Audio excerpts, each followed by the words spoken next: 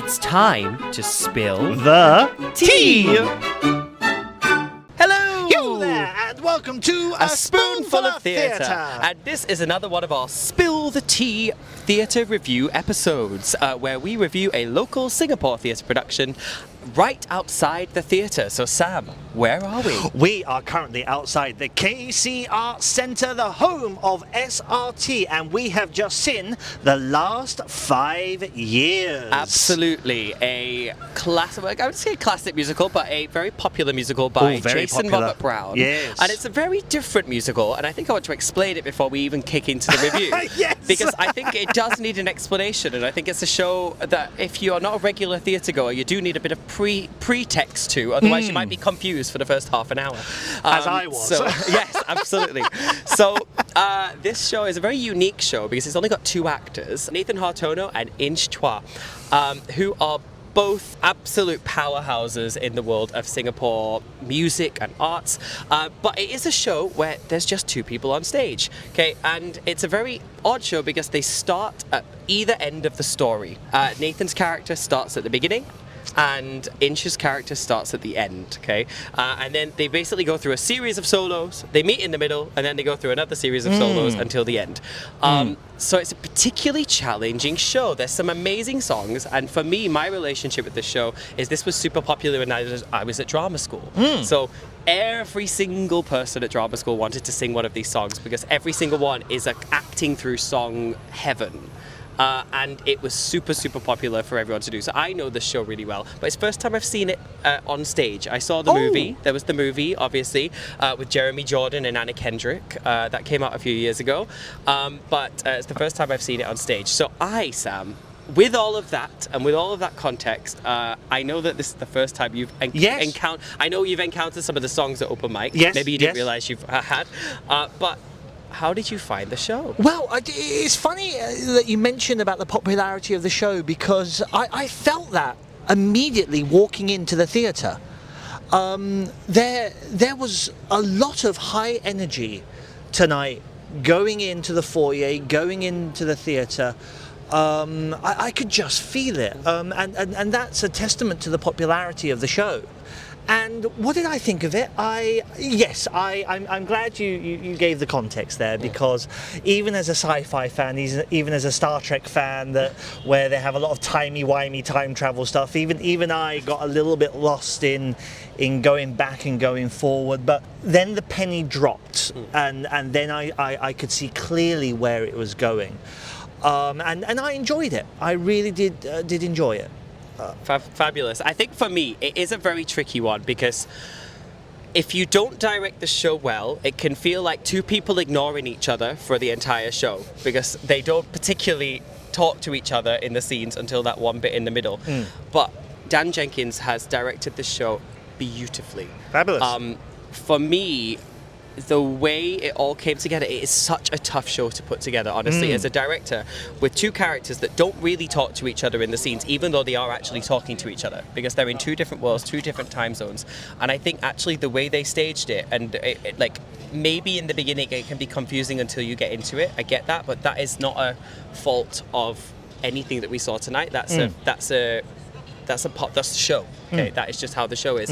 But I thought, Dan, that one of the things I'm going away from tonight is that was directed superbly. Fabulous. I really enjoyed it. The way that he blocked the show, the creative touches, the piano in the middle, that they kind of used that as the crux because there's a lot about the music in the show as well.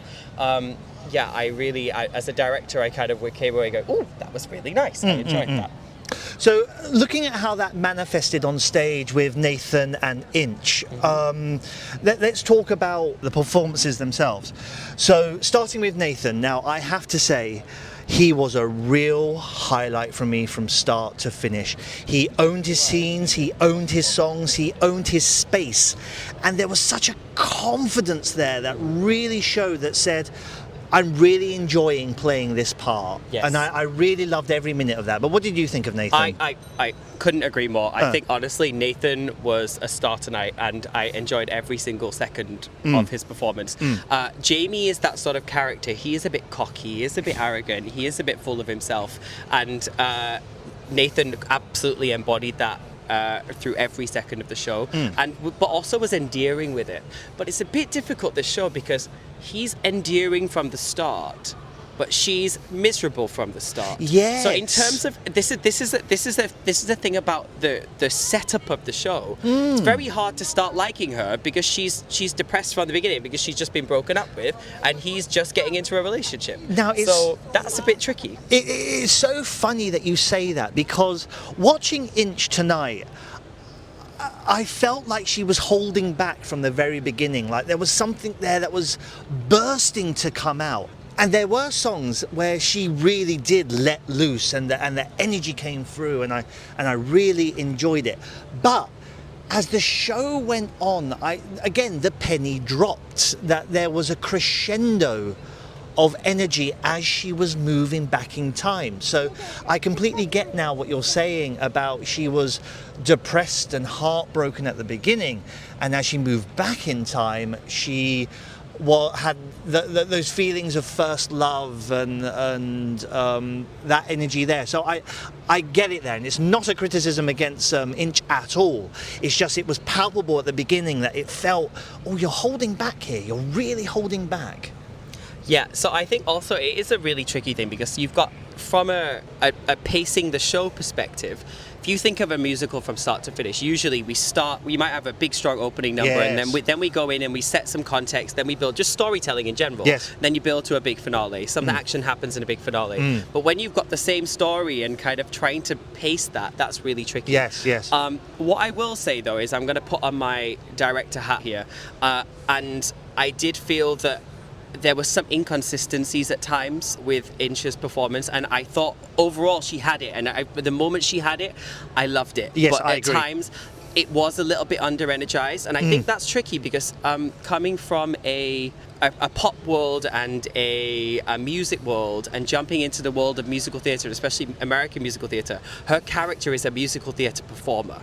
So that character should be bright, bubbly, auditioning, big. Yes. And I don't quite feel at times I believed that aspect. I felt I saw the pop singer on stage a few times, and that kind of came through, because in pop we can kind of sit back into the songs sometimes, and we can kind of live in a bit of under-energized, because there's a lot of that in pop, and that's really beautiful. But in this particular show and in this style of musical, it has to be driven forward. So especially when we're feeling upset, we don't want to hide back. And what I will say is there were some phenomenal belts. When she hit those belts, I was there, so everything was there. And I think for me it's just tweaking those. So I think as the show progresses, I hope if we can find those moments that pop and kind of keep that energy and that musical theatre energy going all the way through.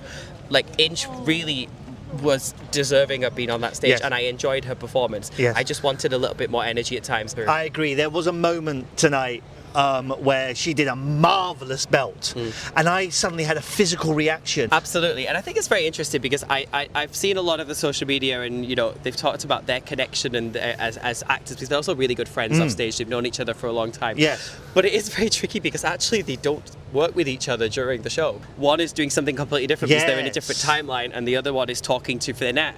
So actually that relationship, we never quite get to see that because they rarely sing to each other. But again, that's a show critique than anything. And I do think that when you know and you realise and you're in it, we really did buy it. I bought that tonight. I bought it. Yeah. I think I did see. I did feel like maybe the audience took 20 minutes to go, oh, we're here. Okay, now I understand. But I think everybody was with it, and by the end, I feel like everyone's had a really great night in the theatre. One thing I do want to just bring up at this point is, I'm so grateful it's just an hour and a half. Like, isn't it refreshing to go into the theatre and have a really great story told, really succinctly in an hour and a half, and go, oh, I really enjoyed that, rather than a 3-hour epic that you're kind of going, oh, what time is it? So I actually had a great night in the theatre for that as well. I will still say, as somebody with a weaker bladder, I do enjoy an intermission.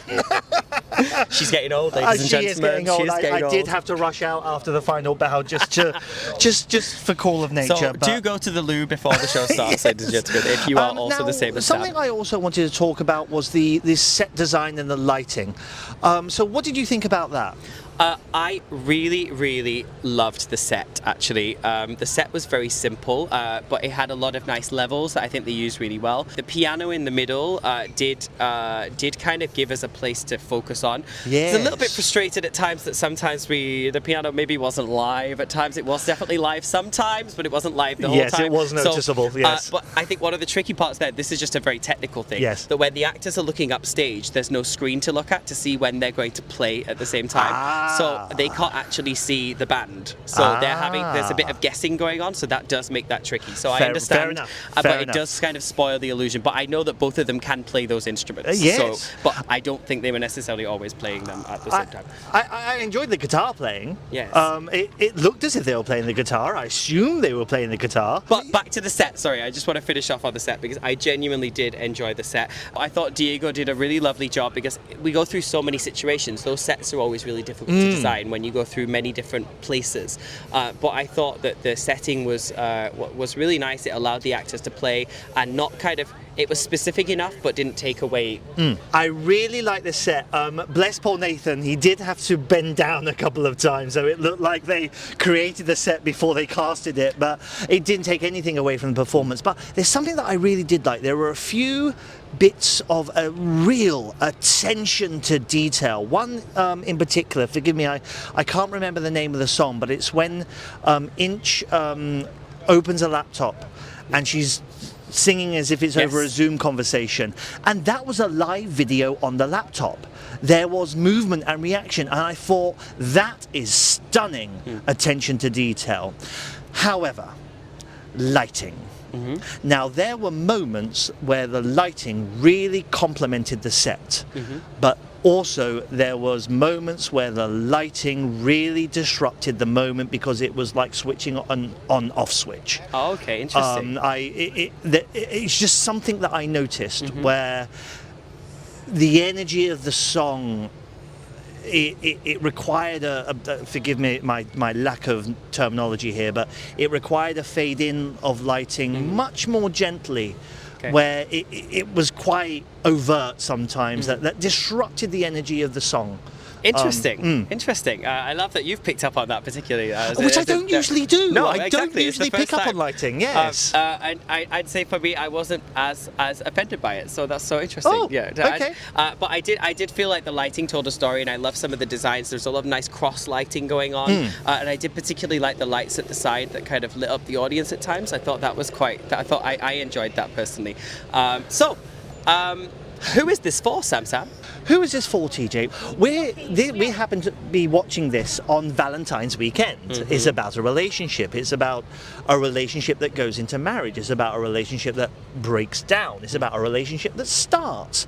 So I think anybody that's had a relationship, wants a relationship, I think it is definitely one for them. But something to be noted, there was a much younger crowd tonight, hence the energy when we were in the foyer. I think, again, I like I say, I think anyone can come and enjoy it. I do think because of the nature of the style, it is one of those musicals that does require a bit more active watching from the audience. Like the audience have to be thinking about what's going on a little bit more. Yes. But what I quite like is that SRT have chosen this show, and actually it challenges audiences. Why do we have to give Singapore audiences something that's easy to follow, that's always so obvious? Actually, come to the show, and you have to do a little bit of work, but you're going to enjoy yourself. Yes, I agree with you there. Actually, I think that is actually a positive thing, not a negative thing. But it is something that I think audiences need to know before they go in. Now then, ladies and gentlemen, as you probably know by now, when TJ and I go and see a theatre production, when we come out of the theatre and give our reviews, we always give it a spoonful rating, but we never tell each other what that rating is going to be. So the time has come to reveal what our spoonfuls is going to be. Are you ready, TJ? I'm ready. After the count of three, 1, 2, 3, 4. Oh, there we we're go. Together. Oh, there we go. Good, so go on then, TJ, why a 4 for you? Why a 4? I had a really great night in the theatre. I thought it was really lovely. I think, is it my favourite musical in the world? No, but I did enjoy this particular version, and I think particularly for me, the directing and putting such a challenging show on. Dan Jenkins has really hit the mark, and I will remember Nathan's performance in particular for many, many weeks to come, I think, because I really did enjoy his performance. For me, as we've said a few times before, I know this musical from open mic, so it's finally great to see it staged, and the staging was great. Nathan, similar to you, Nathan was a real highlight for me tonight, and I had a really good night in the theatre. No, beautifully done, and yes, everyone should go see it. Absolutely, I agree. Please, please, please go your tickets. Go support this wonderful show. So Sam, when is it playing until? It is playing until the 1st of March at the KC Arts Centre, and tickets are available on Sistic. Fabulous. Now then, my tea's gone cold, love. Shall we leave it there? Yeah, can we go for a drink? Oh, why not? It's only a Sunday evening. We've only got work tomorrow. We've only got to wake up at 5:30 in the morning. But yes, let's have a little nightcap. So, Why not? from us, that's cheerio. We'll be back soon. And ta-ra from me. And to anybody performing in Singapore Theatre over the next month, Break a leg.